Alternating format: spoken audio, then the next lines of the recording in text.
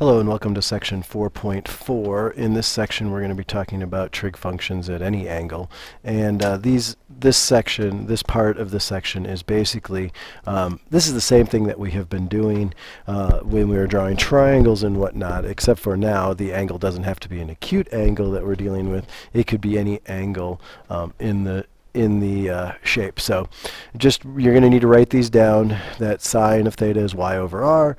That cosine is x over r, and so all of this is just kind of related to what we were doing before. We're just going to be using different angle placements. So make sure you get this down, copy this down, and then we're going to practice some examples with this.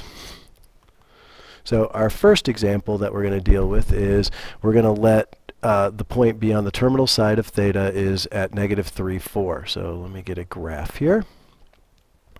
And if I get a graph for this, then I can go ahead and plot this. So if I go back 3, 1, 2, 3, and up 4, 1, 2, 3, 4, there is my point. And so my angle here that I'm going to be dealing with, theta, is this angle right there.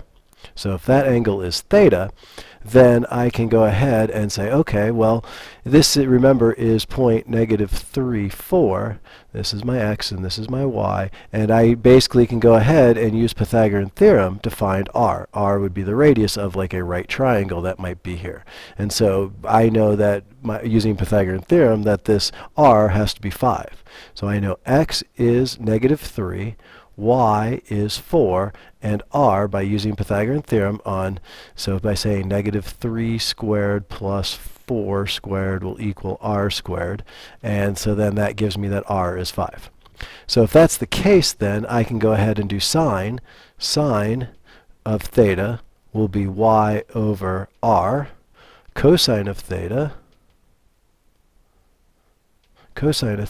is x over r.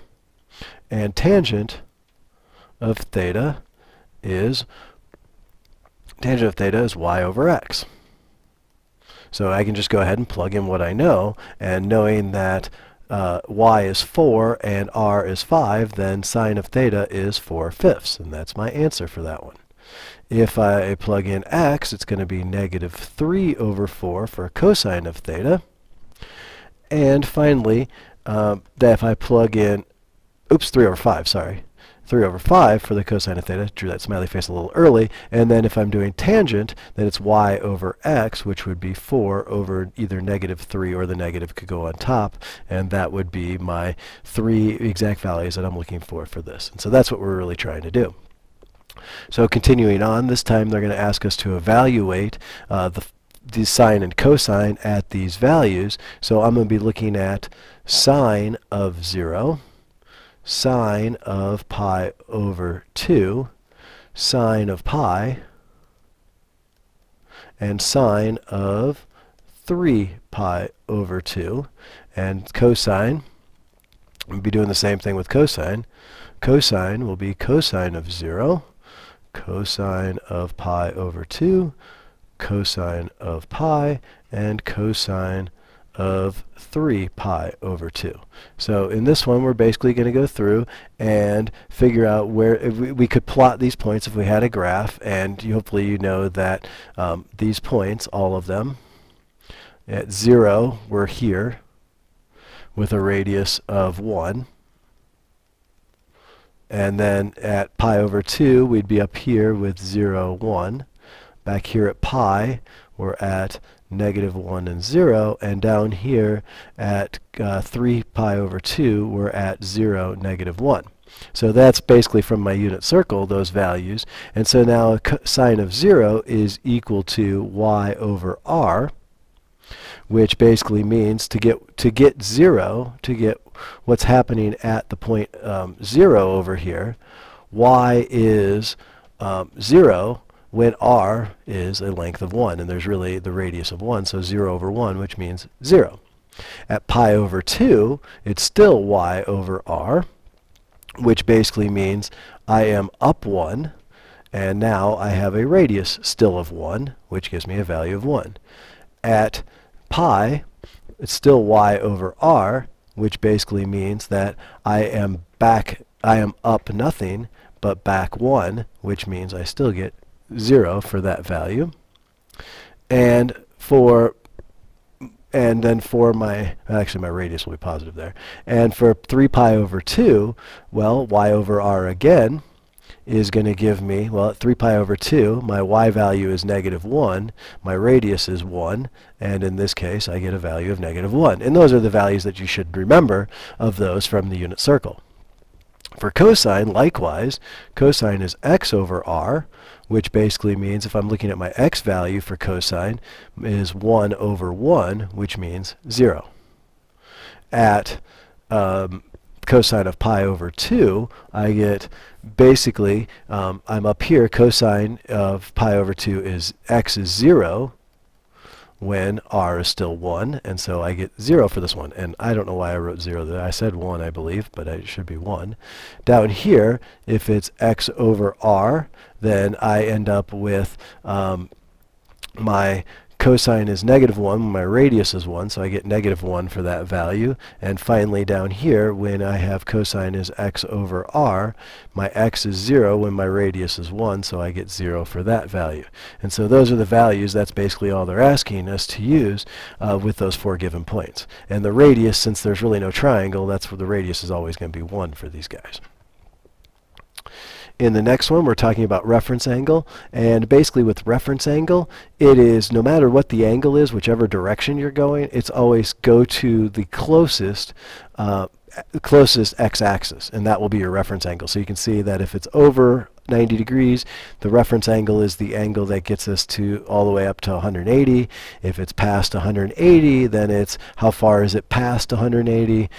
If it's almost 360, it's how much does it take to get to 360, things like that. So make sure you write this down, and we'll talk about, I've got an example for you on this. And so in this next one here, we want to find the reference angle of 300.